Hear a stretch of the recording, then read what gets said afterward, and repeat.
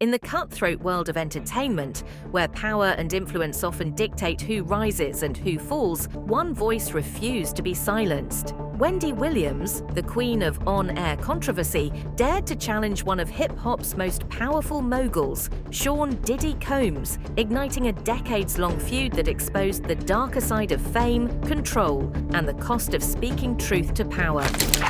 I can't wait. I can't wait for everybody to find out what's really been going on in the background. Horse blood. There was a radio personality once upon a time. Her name was Wendy Williams, and she was practically burned at the stake for talking about such. And now it's all come full circle. For all this time, she's been calling out Diddy. We're gonna go through everything she's ever said about him, so let's get into it. He is going to jail for the disgusting crimes he has been charged with. What's sad is that the entire time that he's been hurting these women, Wendy Williams has been trying to expose his problematic behavior. So let's get it. With the radio stations in New York, motherfuckers didn't breathe hard if Puff didn't want them to. Incapacitated by her ongoing health battles. Heartbreaking news. Wendy Williams is being described as permanently incapacitated.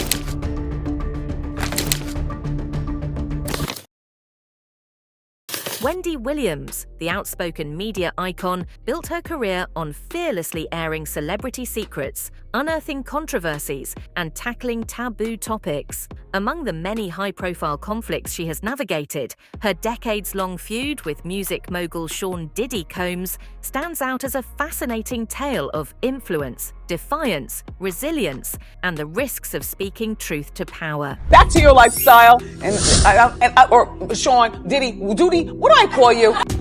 Okay, 6 kids, 3 babies, mom. Yes. Me funny like I'm a clown. I want to just tell you how proud I am of you. I pissed a lot of people off, including you. When we see fallen soldiers from our era, doesn't that haunt you just a bit? During the 1990s, Wendy Williams cemented her reputation as a bold and unapologetic radio host at Hot 97, New York's leading hip-hop station. Her on-air presence and ability to unearth behind-the-scenes stories made her a household name. She was entertaining in itself. Like, I think for most people, they're like, okay, yeah, guess it's cute, but we want to see Wendy. We want to hear what Wendy has to say about the hot topics. One of the biggest things that happened on the Wendy Williams daytime talk show, they used to have a very small segment for hot topics, but it was such a popular part of her daytime talk show, it ended up getting a good majority of the show. It was like the first 20 minutes of the Wendy Williams show. At the same time, Diddy, founder of Bad Boy Records, was climbing to the pinnacle of the music industry. His label churned out hits, giving him unparalleled influence over New York's radio scene. Just imagine what your life would be like if everything was handed to you on a silver platter. Because for Diddy, that's pretty much what happened. You see, he was a backup dancer for famous musicians in his teenage years, such as Big Daddy Kane and Heavy D. These connections landed him an internship at Uptown Records, directly beneath the CEO, in 1990. And just like that, he was making bank within the year, working with musicians like Mary J. Blige. But eventually, the CEO fired him. He said he did it so Diddy could spread his wings. But in reality, maybe it was because Diddy was spreading some other kinds of wings. Here's the bottom line. Diddy opened his own record label. It was Bad Boy Records, and it raked in millions. That's because Diddy was given a special farewell gift. Biggie Smalls. That's right. While their paths were destined to cross, the dynamic between them was fraught from the start. Wendy's commitment to transparency often clashed with Diddy's need to control his public image, setting the stage for a series of explosive encounters. She's showing people that email. Puff told Hot 97 if they didn't get rid of her, you understand, before he got back in New York, that they was not going to get any music from any of his friends, any of the record labels executives that was cool with him. Everybody was going to boycott their station. We was out in LA for about 3 days before we landed back in New York. Wendy Williams was in the radio station in Philly. It was over for her. She was fired. One of the earliest publicized disputes between Wendy and Diddy involved the girl group Total, signed to Bad Boy Records. Wendy, true to form, made on-air remarks about the group's financial struggles and criticized their living conditions. There was a music mogul who sent his all-girl group to beat my ass in front of the radio station. Fact, I finished my shift, round up my headphones, put my bag in the crook of my arm, and see everybody lined up at the window looking down on the sidewalk. I'm wrapping up my headphones and I'm going downstairs. My new boyfriend at the time, the bad Kevin, he was picking me up. I'm walking in the elevator with my intern at the time, Skeletor, but look, I'm like, why is everybody looking down at the sidewalk? I mean, noses were pressed to the glass. And I get downstairs and find this girl group jump out of a gypsy cab to come after me, to kick my ass. And I'm like, for what? You know what I said was true. You all are broken. You were living in the projects. Though the confrontation didn't escalate into physical violence, it underscored the volatile nature of their relationship and Diddy's willingness to wield his influence over those in his circle. There's a lot of conspiracy theories. Like, did she get sick herself? Did someone make her sick?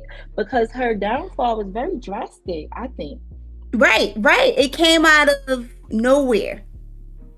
And I thought that was pretty strange. I'm not shocked at what her husband did. I'm completely not shocked. And Wendy is a very intelligent woman. She went to, she graduated from Northeastern University, one of the top journalism schools in the country.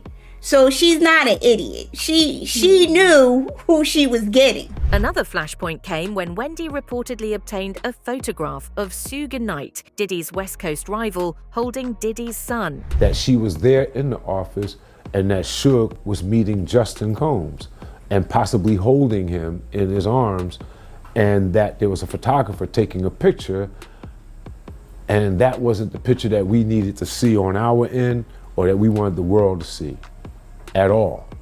So I remember that day extensively. It hit us like, a rocket launcher or something. It hit us hard. I remember getting off the phone. It was almost damn near half a day, maybe 2-3 o'clock, and maybe in the afternoon. Wendy Day was promoing, announcing something big was going to happen. Not Wendy Day, Wendy Williams. Pardon me, everyone.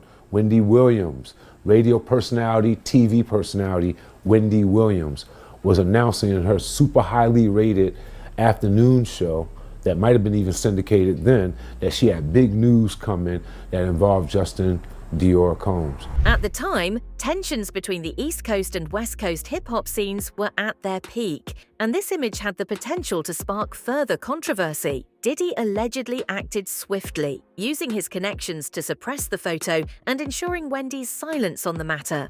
Perked my ear up. I said, yo, what's going on? We started calling everybody. He was calling me. He got a heads up. He started calling the bosses at Hot 97. The street team was listening. They heard, the executives heard. We instantly all left the office, 19th Street, some in cabs, some in cars, some running all the way down to Hudson Street where Hot 97 was to get down there just to handle the situation and make sure that that picture was not exposed to the masses and was not delivered through Wendy Williams. In all of that fricka-fracas, if you look back, history will tell you that she was let go from Hot 97 over that and had to go to another city to operate out of. And I think she remembers that in the way she should remember, as something that happened that ran her out of town. And then she was able to come back and be the Wendy Williams that she is now today with all the success that she's had. But that was a snafu that day with us and with my godson in that picture, that image. This episode marked the beginning of a concerted effort by Diddy to limit Wendy's influence in the media. Why we're curious about hearing from Wendy Williams. Now here she is breaking her silence about Diddy, saying, "It's about time." Getting the quote here, what's really weird is I've been told by so many people, "Wendy, you called it," she told the Daily Mail exclusively, including some people from my family who have said the same. Popular host said she was doing good in the wake of her aphasia diagnosis and her health concerns. That's good to hear. She was horrified at the video of Combs with Cassie in the hotel lobby. As she says, you know how I feel about that. It's about time. To see this video on TV of Cassie it was just horrific. But now you have to think how many more times, how many more people, how many more women. It's just so horrible. So again, really nice to see her out there getting justice, if you will. She called this out. She was sort of criticizing him, saying it wasn't really out there. And now it turns out she was merely at the tip of the iceberg. There was a lot more. Now there's another clip that's gone viral featuring Wendy Williams. I don't know how I feel, but a lot of people saw it as her being shaken as almost a threat by Diddy. And now with everything we're learning, I could see a little bit of where they're coming from. Here's the clip in question. As the mother of a now 16-year-old. Who I met backstage, He did? He's a great young man. Oh, thank you. You represent a lot. Now look, at first I'm like, well, yeah, she's just like, oh, thanks for being nice and saying something nice about my kid. But the more we learn about Diddy now, 25 minors, Justin Bieber, Usher, I could see why some people are seeing the way that she stutters, the way that she pauses. Now, granted, she had issues throughout the show. We know that, but still there is a little bit of a, oh, you're bringing my son into it. You're talking about how nice he is. Great. As commenters are calling out, that was a threat. Let's watch it again. What do you think? Perhaps the most infamous moment in their feud involved a photograph taken during a vacation in Cancun. Wendy threatened to air the photo, framing it as compromising material that could tarnish Diddy's public image. Diddy, reportedly enraged, threatened Hot 97 with a music boycott if they didn't remove Wendy from her position. The station caved, and Wendy was fired while she was out of town, a career setback that forced her to move to a Philadelphia radio station. We were in Cancun, and we were on our way to the Island of Women. You understand? And this is all it was, bruh. For whatever reason, dude was playing with Puff. He went behind him and grabbed his trunks and pulled them down. When he grabbed his trunk to pull us down, some girls that was taking pictures. They took that picture and emailed it back to Wendy Williams. Wendy Williams said she had him in a compromising position and like it was gay porn or something like that. And she was gonna put it out. So they stopped her from putting it out. Wendy's commentary on Diddy didn't stop there. She often speculated about his personal life, including rumors surrounding his sexuality. These insinuations further strained their already rocky relationship, with Diddy reportedly taking steps to silence her. Wendy's willingness to broach topics others avoided made her a trailblazer, but it also exposed her to significant professional risks. There were lots of homosexuals in hip hop back in the 80s too. That was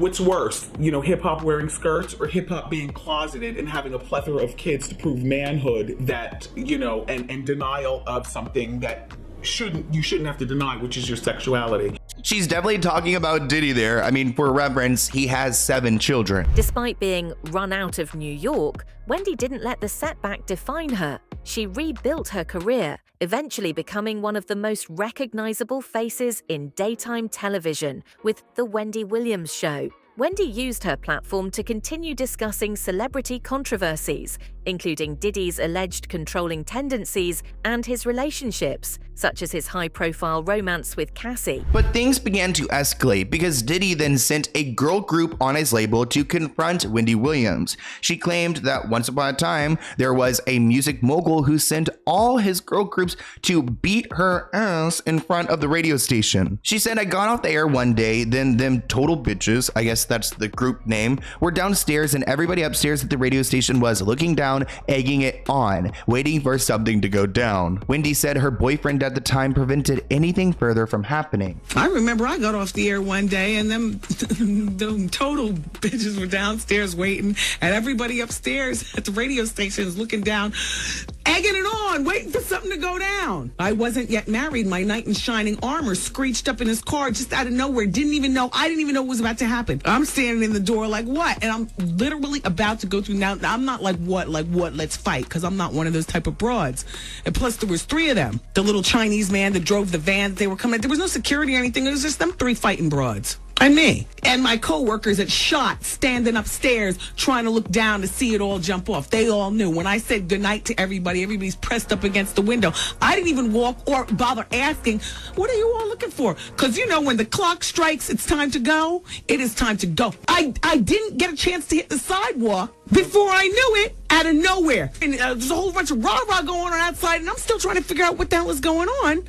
And I send Cower and Skell out on the sidewalk, and he comes back in and says, it's total outside. And they were about to set it on you. That story sounds so crazy. It sounds like a movie, because who sends a girl group to go and beat up a radio host you don't like? I mean, that just shows how much power Diddy had on all these people around him. Wendy says, even though he put her through hell in her career, I will never forget, and I do not hate him. So sounds like a little bit forgiving in a way, and I'm glad she doesn't forget and she continues to hound him, because in 2015 there was a moment on her show where she kind of, shares that she believes that Diddy is controlling, especially after Cassie has filed this lawsuit. Looking at this clip in hindsight, it's wild because Wendy knew. So Cassie's in South Africa filming Honey 3, and she allegedly has been avoiding Puffy.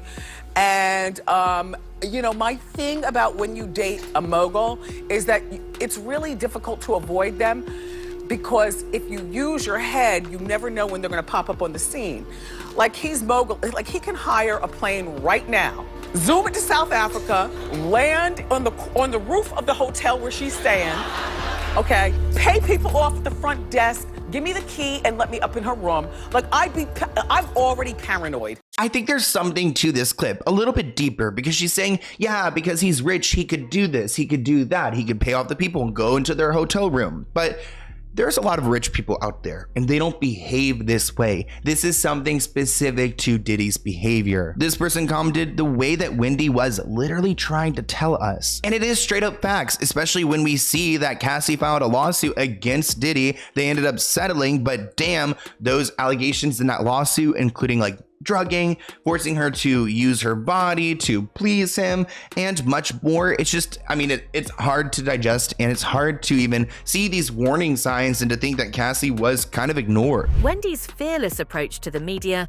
was both her strength and her Achilles heel. Her willingness to discuss taboo topics, such as homophobia in hip-hop, opened the door for more candid conversations, but also subjected her to significant backlash. Her career serves as a testament to the challenges faced by women in media, particularly those who challenge powerful men. When Diddy and Cassie eventually broke up, Wendy addressed the breakup on air in 2018, saying that Cassie wasted her time with a man that was 17 years older than her. Diddy tried to reach out to Cassie through social media to get back together, but Wendy said, I suggest you don't use social media to reach out. Wendy said, I believe he probably treated her at some particular point like a possession, saying that Diddy treated Cassie like a possession. If you really care, you reach out privately, not publicly.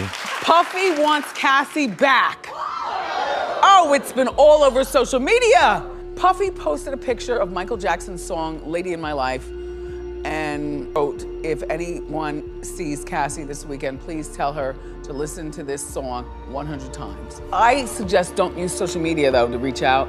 I think this is a grand overture from Puffy. I don't believe he really wants her back. I believe he probably treated her at some particular point like a possession, like a possession. And if you really care, then you'd reach out privately, not publicly.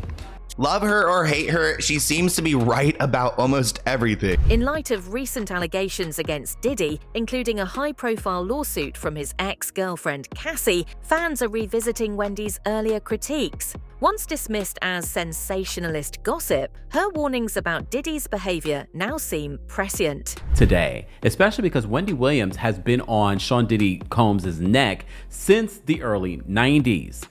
Even so much so that he got her fired and kicked out of New York City for a period of time.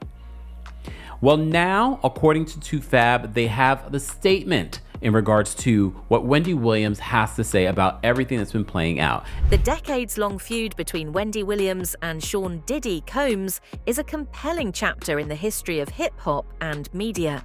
It reflects the intersection of celebrity, power, and accountability during a transformative period for the entertainment industry. While Diddy's influence shielded him from scrutiny for years, Wendy's persistence ensured that these stories remained part of the conversation. And I wonder what her perspective would be on everything that's playing out, everything that she has been hearing for years.